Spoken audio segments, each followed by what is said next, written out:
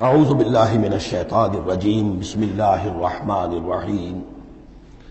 سورۃ النمل اس اعتبار سے بڑی منفرد صورت ہے پورے قرآن مجید میں کہ اس میں تینوں مضامین جو مکی صورتوں کے ہیں وہ جمع ہیں۔ التذکیر بآلاء اللہ بھی اس میں آپ کو ملے گی بڑے ہی اپنے ایک منفرد اسلوب میں، انباء الرسل بھی ہیں اور قصص النبیین بھی ہیں۔ ویسے تو سورہ شعراء جو اس سے قبل ہم نے پڑھی ہے اس میں حضرت ابراہیم علیہ السلام کا تذکرہ وہ قصص النبیین کے انداز میں ہے، لیکن باقی جو ہے اکثر و بیشتر صورت جو ہے اس پر وہی انباء الرسل کا جو مضمون ہے وہ غالب ہے۔ لیکن یہاں آپ کو نظر آئے گا کہ تقریباً برابر یہ تین حصے ہیں۔ تین رسولوں کا ذکر ہے پہلے رکوع میں، حضرت موسیٰ علیہ السلام کا، اور پھر بعد میں کچھ دیر کے بعد آپ کو ملے گا حضرت لوط اور حضرت صالح علیہ السلام کا۔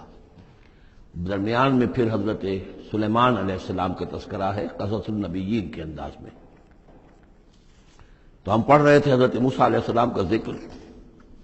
جب وہ پہنچے ہیں وہاں، فلما جاءہا، جہاں انہیں آگ نظر آئی تھی، نودیا، وہاں ندا کی گئی، پکارا گیا،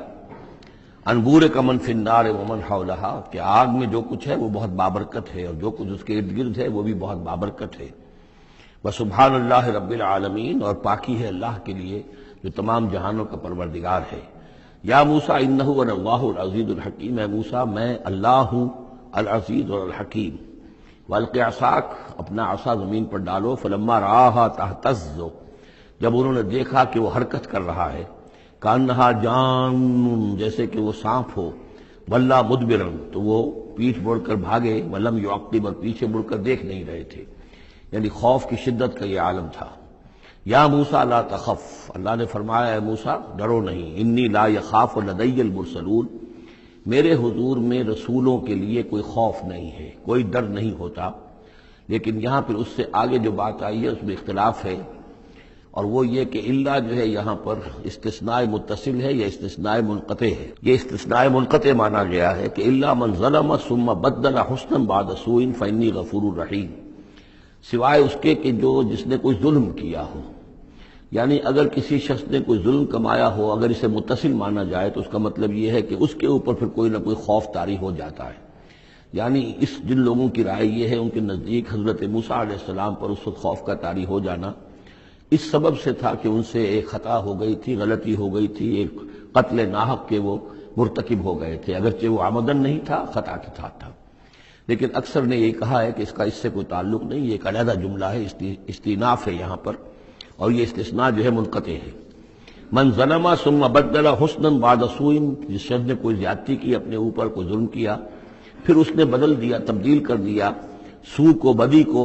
بھلائی سے، حسن سے، فانی غفور الرحیم، تو میں غفور الرحیم ہوں۔ وادخل یدک فی جیبک، اور ذرا اپنا ہاتھ داخل کرو اپنے گریبان میں، تخرج بیضاء، وہ نکلے گا سفید ہو کر، من غیر سوء، بغیر اس کے کہ اس میں کوئی برائی پیدا ہوئی ہو، یعنی برس وغیرہ کا برس نہیں، ویسے ہی سفید ہوگا۔ فی 9 آیات الی فرعون وقومہ، یہ 2 آیات ہیں ان 9 آیات میں سے، یہ ہم نے 2 نشانیاں تمہیں عطا کی ہیں من جملہ ان 9 آیات کے کہ جو ہم آپ کو دیں گے وقتاً فوقتاً، اور یہ ہے نشانیاں ہماری فرعون کے لیے اور اس کی قوم کے لیے، الی فرعون وقومہ انہم کانوا قوما فاسقین، یقیناً وہ قوم جو ہے وہ سرکشی اور اللہ تعالیٰ کی نافرمانی پر اتری ہوئی ہے۔ فلما جاءتہم آیاتنا مبصرۃ، تو جب ان کے پاس ہماری وہ نشانیاں آئیں جو ان کی آنکھیں کھولنے کے لیے کافی تھیں، حقیقت کا مشاہدہ کرانے کے لیے کافی تھیں، قالوا ھذا سحر مبین، انہوں نے کہا کہ یہ تو جادو ہے کھلا۔ وجحدوا بها واستيقنتها انفسهم ظلما وعلوا، یہ اہم مقام ہے، انہوں نے انکار کیا ان نشانیوں کا، اگرچہ ان کا یقین کیا ان کے جیوں نے، دل میں یقین آ گیا کہ یہ اللہ کی بات ہی ہے اور یہ معجزہ ہے اور یہ رسول ہے، یہ بات ان کے اوپر منکشف ہو گئی، یعنی عوام جو تھے ان کے لیے نہ بھی ہوئی ہو تو جو تھے سردار اور خود فرعون،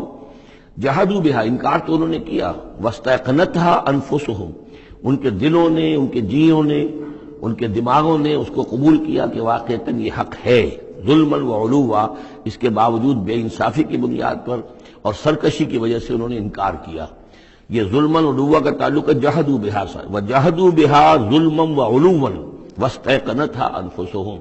انہوں نے انکار کیا ان کا ظلم کی وجہ سے اور سرکشی کی وجہ سے، اگرچہ ان کے دلوں نے ان کا یقین کیا۔ فانظر کیف کان عاقبۃ المفسدین، تو دیکھ لو پھر کیسا انجام ہوا مفسدوں کا۔ بس یہ ایک رکوع میں اجمالاً تذکرہ حضرت موسیٰ کا ہے۔ صدق اللہ العظیم۔